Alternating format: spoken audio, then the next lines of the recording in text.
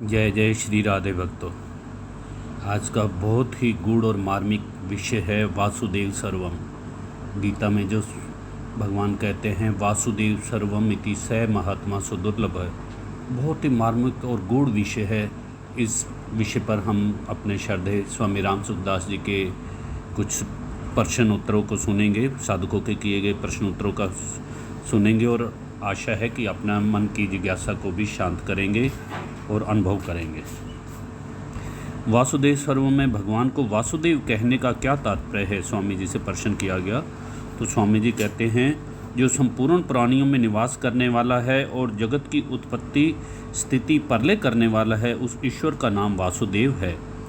सभी नामों में वासुदेव मुख्य है। जब सर्व की सत्ता ही नहीं तो फिर गीता में सर्वभूते हिते रता वासुदेव सर्वम या यो माँ पश्यति सर्वत्र सर्व चयमयी पश्यति, ऐसा कैसे कहा। तो स्वामी जी महाराज बताते हैं जो जिस भाषा को जानता है उसको उसी भाषा में समझाया जाए तभी वह समझ सकता है।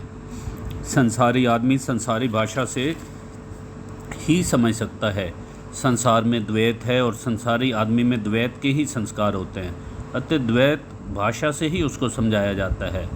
नोध्यम व परिहर्यो व क्रियताम द्वेष भाषाया, अर्थात शंका समाधान द्वैत भाषा से ही होता है। तात्पर्य है कि दूसरे की कुछ ना कुछ सत्ता मानकर ही परमात्मा का वर्णन, विवेचन, विचार, चिंतन, प्रश्नोत्तर आदि होता है।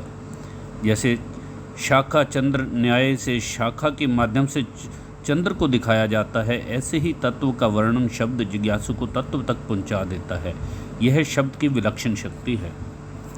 प्रश्न किया गया महाराज जी वासुदेव सर्वम यह ज्ञान दृष्टि से है या दिव्य दृष्टि से। तो महाराज जी कहते हैं यह ज्ञान दृष्टि से है।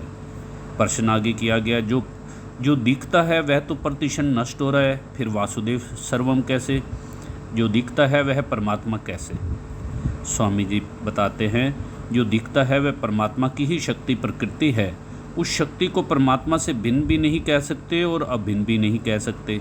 दिखने वाला परमात्मा स्वरूप होते हुए भी उसमें परिवर्तन होना भगवान की लीला ही है। परिवर्तन न तो वह केवल चित्र ही होगा, लीला नहीं। प्रश्न किया गया आगे व्यवहार में वासुदेव सर्वम लाने में कठिनता होगी। मातृदेवो भव तो हो सकता है पर पुत्र देवो भव कैसे होगा। स्वामी जी इसलिए कहते हैं भाव में अद्वैत एकता तो करें पर क्रिया में अद्वैत कभी ना करें। तीनों लोकों में अद्वैत करें पर गुरु में अद्वैत कभी ना करें। देह दृष्टि से मैं आपका दास हूँ, जीव दृष्टि से मैं आपका अंश हूँ और तत्व दृष्टि से मैं आपका ही स्वरूप हूँ, ऐसा मेरा निश्चित मत है। कृत घनता से बचने के लिए और लोक संग्रह के लिए क्रिया में अद्वैत का निषेध किया गया है। माता पिता पुत्र पत्नी आदि तो बनावटी हैं, बने हुए हैं, पर वासुदेव सर्वम पहले से ही है। मातृदेवो भव आदि व्यवहार की बात है, उपासना नहीं है। पुत्र देवो भव इसलिए नहीं कहा कि सब इसको सुनने के अधिकारी नहीं हैं, ऐसी बात अधिकारी को ही कही जा सकती है।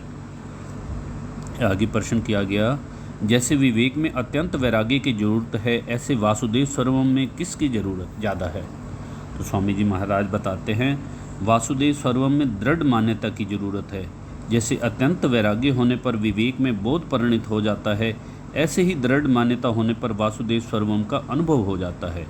एक मार्मिक बात है कि वासुदेव सर्वम को अपनी मान्यता कहना ही गलत है। यह मेरी मान्यता है, इसमें अहम है, वास्तव में तत्व है ही नहीं, तत्व है ही ऐसा।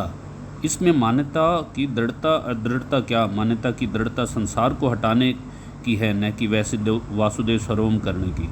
संसार की सत्ता को हटाने के लिए वासुदेव सर्वम की मान्यता को दृढ़ करना है, अन्यथा यह मान्यता नहीं है। आगे प्रश्न किया गया कि सब कुछ भगवान ही है, ये मान्यता दृढ़ कैसे हो।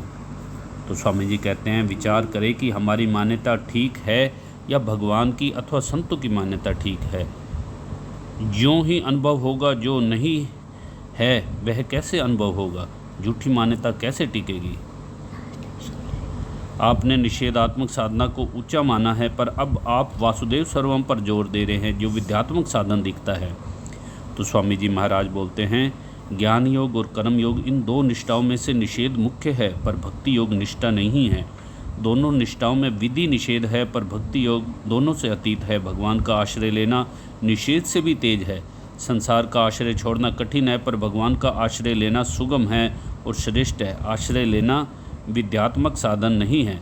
वासुदेव सर्वम में निष्ठा का अत्यंत अभाव होने से यह भी निषेधात्मक साधन कहा जा सकता है। आपने कहा कि वासुदेव सर्वम में पाप बाधक नहीं है, यह है कैसे? तो स्वामी जी महाराज कहते हैं मुख्य बाधक है संसार को सत्ता देना और फिर महत्ता देना। महत्ता देने से कामना पैदा होती है और कामना से पाप होते हैं। जब एक परमात्मा के सिवाय कुछ है ही नहीं तो फिर पाप कैसे? अतः वासुदेव सर्वम में पाप बाधक नहीं है, प्रत्युत संसार को हमारी दी हुई सत्ता और महत्ता ही बाधक है। जय जय श्री राधे भक्तों। आज का ये गूढ़ मार्मिक विषय वासुदेव सर्वम, इसको आप बार बार चिंतन और मनन करें, जिससे ये अपने को अच्छी तरह से समझ आ सके।